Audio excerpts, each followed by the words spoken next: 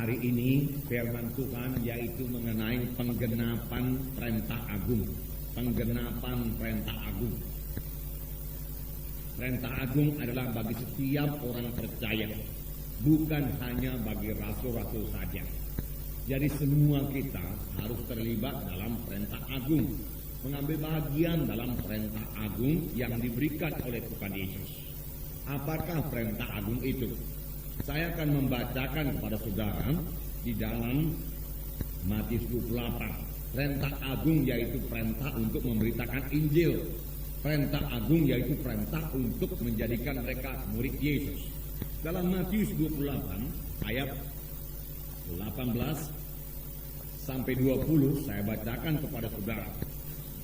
Yesus mendekati mereka dan berkata, "Kepadaku telah diberikan segala kuasa di surga dan di bumi. Karena itu pergilah, jadikanlah semua bangsa muridku, dan baptislah mereka dalam nama Bapa dan Anak dan Roh Kudus. Dan ajarlah mereka melakukan segala sesuatu yang telah kuperintahkan kepadamu. Dan ketahuilah, aku menyertai kamu senantiasa sampai kepada akhir zaman." Markus 16 ayat 15 dan 16. 15 dan 16. Markus 16 ayat 15 dan 16. Mari kita baca bersama-sama. Lalu ia berkata kepada mereka, "Pergilah ke seluruh dunia, beritakanlah Injil kepada segala makhluk. Siapa yang percaya dan dibaptis akan diselamatkan, tetapi siapa yang tidak percaya akan dihukum." Sekali lagi. Lalu ia berkata kepada mereka, "Pergilah ke seluruh dunia, beritakanlah Injil kepada segala makhluk. Siapa yang percaya dan dibaptis akan diselamatkan, tetapi siapa yang tidak percaya akan dihukum." Nah, inilah perintah Tuhan Yesus. Selalu kita sebut dengan perintah agung bagi gereja, bagi setiap anak-anak Tuhan, berarti bagi saudara dan bagi saya. Nah, perintah Tuhan Yesus ini dapat dibagi dalam 4 bagian besar. Pertama, beritakanlah Injil. Beritakanlah Injil kepada segala makhluk. Pergilah ke seluruh dunia, beritakanlah Injil. Yang kedua, baptiskanlah mereka dalam nama Bapa, Anak dan Roh Kudus. Baptislah mereka dalam nama Bapa, Anak dan Roh Kudus. Yang ketiga, ajarilah mereka. Ajarlah mereka menurut segala sesuatu yang telah kuperintahkan kepadamu. Dari dalam perintah agung ini termasuk pengajaran. Kemudian yang keempat, jadikanlah mereka muridku. Dari sini kita mengerti, saudaraku, bahwasanya penginjilan saja tidak cukup, saudaraku. Dan juga kita mengerti bahwasanya kita yang sudah mendengarkan Injil saja dan diselamatkan juga tidak cukup. Sampai di situ saja, saudaraku. Apakah tujuan Tuhan Yesus dalam hidup kita, yaitu menjadikan kita murid Yesus, saudaraku? Nah, setan sangat menghalangi, saudaraku, perintah agung ini. Bahkan dia mulai menghalangi, saudaraku, penginjilan. Bahkan, saudaraku, setan mulai menghalangi perintah Tuhan Yesus ini. Mulai daripada Tuhan Yesus lahir ke dunia ini, datang ke dunia ini. Setan berusaha membunuh Yesus. Pada waktu itu setan memakai Herodes. Herodes memberikan perintah membunuh semua anak-anak di Bethlehem yang usianya di bawah 2 tahun ke bawah. Maksudnya terutama yaitu untuk membunuh Yesus.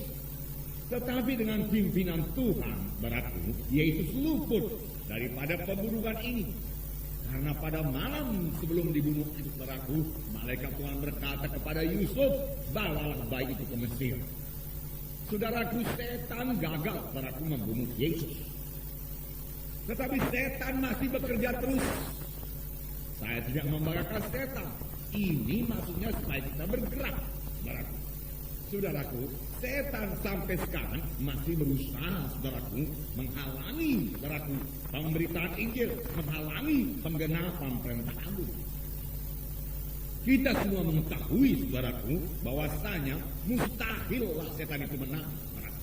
Mustahillah setan, saudaraku, menggagalkan perintah agung. Mustahil setan menggagalkan penginjilan, saudaraku.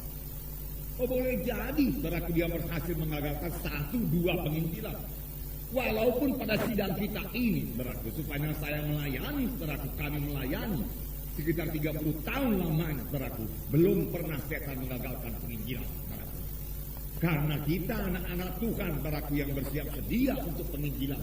Lebih dahulu kita mengikat setan dalam nama Yesus dan mengusirkan dalam nama Yesus, sehingga dia tidak bisa, saudaraku, menjamah penginjilan kita, saudaraku. Injil diberitakan, perintah agung digenapkan, saudaraku. Saudaraku yang kasih dalam nama Yesus, saudaraku. Jadi sampai sekarang setan masih sibuk menghalangi penggenapan perintah agung. Sibuk, saudaraku, menghalangi pemberitaan Injil. Jangan kita mau terjerat di dalamnya, saudaraku.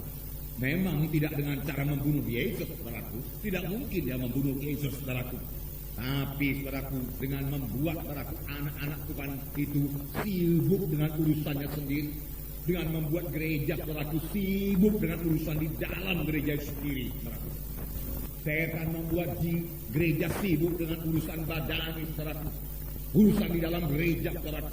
Bahkan jikalau boleh, saudaraku, dia berusaha memecah belahkan gereja, saudaraku. Dengan gereja berpihak-pihak. Kalau sudah terjadi berpihak-pihak, saudaraku, akan ada pertentangan, akan ada sakit hati, dendam, amarah, dan itu menghilangkan kuasa Tuhan, menghilangkan hadirat Tuhan dari sidang tersebut, yang menyebabkan sidang itu menjadi lumpuh dan tidak bisa membawa Injil, saudaraku. Saudara yang kasih dalam nama Yesus, tetapi biarlah kita sadari sepenuhnya, saudara, pada saat ini perintah agung ini bagi kita semua, masing-masing kita anak-anak Tuhan. Bukan semua jadi pendeta, bukan semua jadi penginjil, saudaraku. Tidak, saudaraku. Tetapi, saudaraku, semua mengambil bahagia, saudaraku. Firman Tuhan mengatakan, pergilah kamu, jadikanlah segala bangsa muridku. Bergeraklah kamu, jangan tinggal diam. Firman Tuhan berkata, beritakan Injilku, ajarlah mereka itu, jadikanlah mereka itu muridku. Ini perintah Tuhan Yesus, saudaraku. Tidak perlu tunggu-tunggu wahyu lagi daripada Tuhan, saudaraku. Tidak perlu tunggu-tunggu suara daripada Tuhan. Utuslah saya, Tuhan. Aku mau mendengar suaramu lebih dahulu, Tuhan, supaya aku menyerahkan hidupku kepadamu. Tidak perlu. Tuhan itu sudah berfirman dalam firman-Nya. Pergilah kamu, beritakan Injilku. Ajarlah mereka itu, baptislah mereka itu, jadikanlah mereka itu muridku, muridku.